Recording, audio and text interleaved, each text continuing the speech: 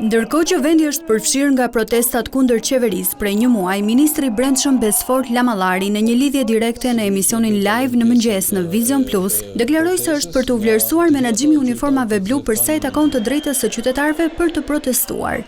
Lamallari vlerësoi Policinë e Tiranës, sidomos për standardin demokratik që po mbikëqyr tubimet duke mos shënuar asnjë incident me protestuesit. Për sa i përket policisë shtetit, siç ju e thatë, është për të vlerësuar fakti që ka qenë një menaxhim i përkryer, pa duke shmangur konfrontimet e panevojshme apo edhe skenat të cilat në fakt nuk janë të largta nga koha kur në Shqipëri është shumë e rrezikshme të protestoje, por nga ana tjetër duhet theksuar që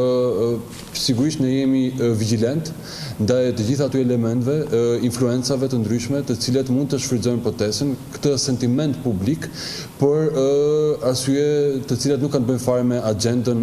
evropiane të Shqipërisë. Në fokus të policisë, sipas Lamallarit, janë personat e lidhur me grupe të infiltruara dhe të rrezikshme që kamuflohen pas protestave paqësore të qytetarëve dhe kanë për qëllim agjenda destabilizuese kundër Shqipërisë. Duke folur për vendimin për shpalljen e Iqbal Hudutit, person të padëshiruar në Shqipëri, Lamallari u shpreh se ky veprim është marrë pas mbledhjes së informacionit nga agjencitë ligjzbatuese dhe të inteligjencës, duke cilësuar atë si një person që përbën kërcënim për sigurinë publike dhe kombëtare. Një person i cili në fakt për kohësh duhet të ishte deklaruar non grata në Shqipëri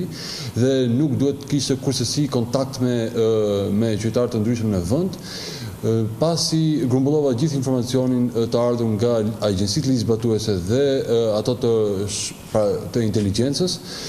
vendosa që zonja të deklaroj personi pa dëshiruar në vend, duke nxjerrë menjëherë më pas dhe urdhrin e dëbimit. Dua të theksoj edhe një herë që zonja nuk ka qenë fare shtetase shqiptare dhe nuk do të hezitojmë kurse të marrim masa të ngjashme apo edhe më të forta proporcionale sipas rastit. Duke u ndalur tek sezoni turistik, Lamallari prezantoi masat e sigurisë për mbarvajtjen e rendit në vend, duke përfshirë monitorimin e vijës bregdetare si dhe përdorimin e mjeteve të Frontex dhe Guardia di Finanza. Ai shtoi se do të përdoren edhe dron për monitorim ajror me qëllim parandalimin e incidenteve gjatë sezonit veror. Një pjesë është argëtimi, por nga ana tjetër detyra jonë është të garantojmë që nuk kemi incidente apo që argëtimi i dikujt të shndrohet në fatalitet për dikë tjetër. Prandaj, 35 motor ujë, disa për tyre të sekuestruar dhe të menaxhuar nga agjencia për asetet e sekuestruara dhe të konfiskuara, 35 kafe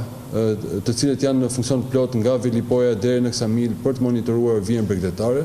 Kemi mjete lundruese të agjencisë kufitare të Bashkimit Evropian Frontex, si dhe partnerëve tanë të